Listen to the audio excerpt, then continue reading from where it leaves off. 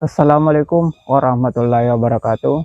Alhamdulillah, assalatu wassalamu ala Rasulillah, amma ba'd. Ada kisah seorang raja, yang raja ini, hobinya, suka berburu di hutan.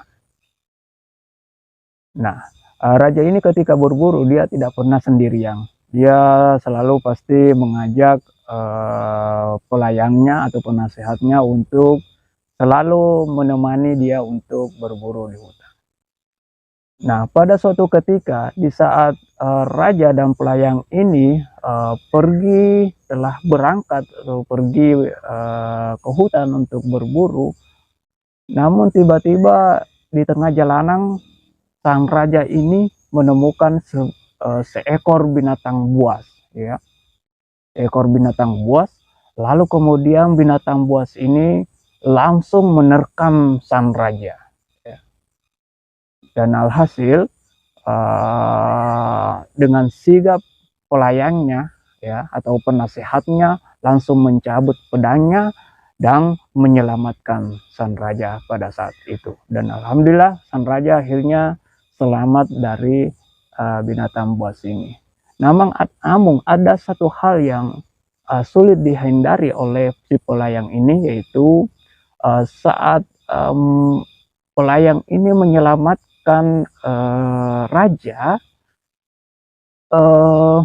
pedangnya tidak sempat, dia tidak mampu menghindari pedangnya mengenai tangan si raja, sehingga tangan si raja pada saat itu terluka berdarah.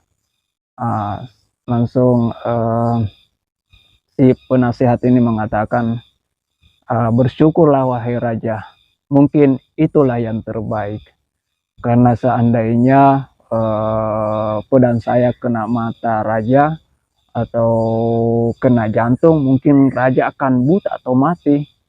Jadi mungkin itulah yang terbaik. Akhirnya si raja pun memaafkan si penasehat ini. Teman-teman, setelah si raja ini melanjutkan kembali perjalanannya, namun di tengah jalan kembali dia bertemu dengan binatang buas. Jadi raja ini kembali bertemu dengan binatang buas yang menerkam si raja ini. Dan lagi-lagi seperti yang pertama, tiba-tiba langsung penasehatnya melompat mencabut pedangnya dan menyelamatkan sang raja. Akhirnya raja pada saat itu terselamatkan dari binatang buas. Namun seperti kejadian yang pertama tadi, si pelayang atau penasehat ini dia tak mampu menghindarkan pedangnya dari tangan sang raja, sehingga pada saat itu tangan raja kembali terkena dengan pedangnya. Bahkan pada saat itu tangan raja pada saat itu terpotong, jari kecilnya terpotong terkena pedang si penasehat ini. Akhirnya si penasehat itu pun kembali mengatakan seperti yang dia katakan tadi yang pertama, bahwa bersyukurlah wahai raja, mungkin itulah yang terbaik. Seandainya tangan raja atau seandainya pedang saya kena mata raja ataupun jantung raja, mungkin raja akan buta ataupun akan mati. Dan pada saat itu tiba-tiba raja marah, ya, marah karena si penasehat ini kurang telitinya dalam memainkan pedang. Karena raja merasa kesakitan, akhirnya raja memutuskan untuk pulang ke istana bersama dengan pelayangnya. Namun alhasil kembali sewaktu raja sudah sampai di istana, dia lalu memanggil prajuritnya untuk menangkap penasehat ini. Jadi raja langsung memerintahkan prajuritnya untuk menangkap penasehat ini dan memasukkannya ke dalam penjara. Saat penasehat ini ingin dimasukkan ke dalam penjara, dia sempat menyampaikan kepada sang raja, mengatakan bahwa wahai sang raja, hari ini engkau memerintahkan prajuritmu untuk memenjarakan saya. Dan saya sangat bersyukur, mungkin inilah yang terbaik untuk saya. Saya ikhlas untuk menerimanya. Nah, setelah lama-kelamaan, tangan sang raja sudah sembuh, ya sudah sembuh. Karena dia hobi berburu, kembali dia berniat untuk berburu di hutan. Jadi setelah sekian lama raja ini kembali berburu di hutan.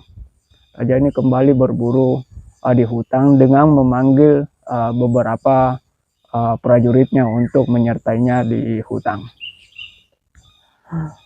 Nah, kali ini beda lagi. Setelah raja berburu di hutan bersama prajuritnya, pada saat itu ternyata di tengah hutan dia bertemu dengan manusia kanibal. Jadi saat raja ini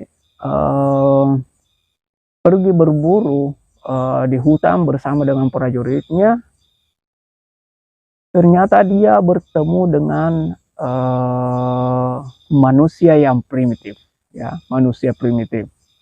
Raja ini bersama prajuritnya bertemu dengan sekumpulan manusia primitif atau biasa disebut juga manusia kanibal, yaitu manusia pemakan daging manusia. Jadi setelah dia bertemu, kemudian dia diserang oleh sekumpulan manusia kanibal ini, kemudian dia ditangkap satu persatu prajuritnya. Nah, setelah itu karena manusia ini adalah manusia kanibal ini sudah merasa kelaparan, akhirnya semua prajurit raja pada saat itu disantap habis-habis oleh manusia kanibal ini. Dan setelah semua prajuritnya disantap oleh kumpulan manusia kanibal ini, kini giliran raja yang akan kembali disantap oleh manusia kanibal ini.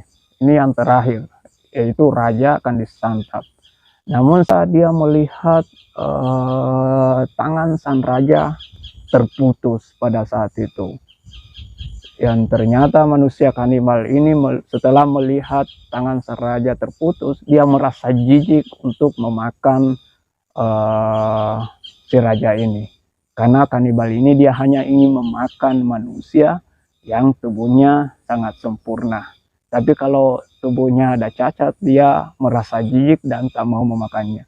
Akhirnya pada saat itu manusia kanibal ini melepaskan sang raja. Akhirnya bebaslah sang raja hanya karena tangan kecilnya yang terpotong. Lalu kemudian si raja ini pulang mencari jalan sampai ke istananya.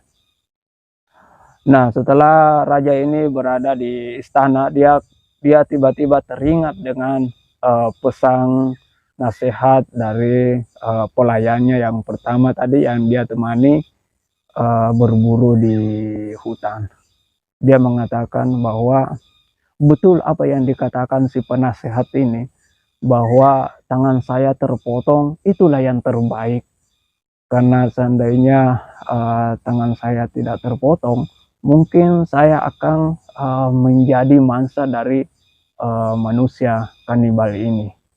Akhirnya dengan sadar diri, kemudian sang raja memanggil prajuritnya dan memerintahkan untuk membebaskan penasehat ini.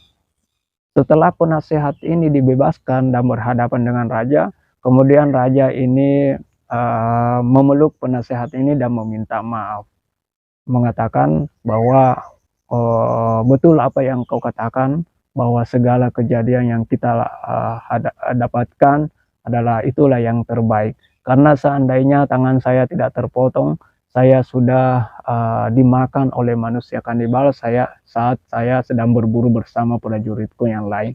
Dan betul juga kau di penjara dan kau mengatakan pada saat itu itulah yang terbaik. Karena seandainya kamu tidak di penjara, maka kamu pun akan menjadi santapan dari manusia kanibal ini. Nah, teman-teman, itulah kisah dari raja dan penasehat itu yang bisa menjadi pelajaran maupun pengingat buat kita di saat kita sedang menghadapi sebuah masalah. Nah, teman-teman, dalam hidup ini kita tidak akan terlepas dari yang namanya ujian. Selama kita telah mengaku berislam dan beriman, maka pasti kita akan mendapatkan ujian dari Allah Subhanahu wa Ta'ala. Karena ujian itu merupakan sunnatullah. Ujian itu bukan bertanda Tuhan membenci kita, melainkan ujian itu boleh jadi tanda kasih sayang Allah kepada kita. Karena orang yang mengaku beriman, mereka harus membuktikan keimanannya, tidak hanya sekedar diucapkan. Jadi iman itu tidak hanya sekedar merek, tetapi iman itu mempunyai cabang, ya. Orang yang sabar, orang yang beriman pasti sabar, orang yang beriman pasti bersyukur.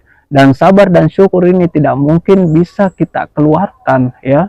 Tidak mungkin bisa ada pada kita kalau kita tidak diberikan masalah, ujian, kalau kita tidak diberikan ujian, baik itu ujian kemiskinan ataupun kekayaan, ujian harta ataupun ujian-ujian yang lain.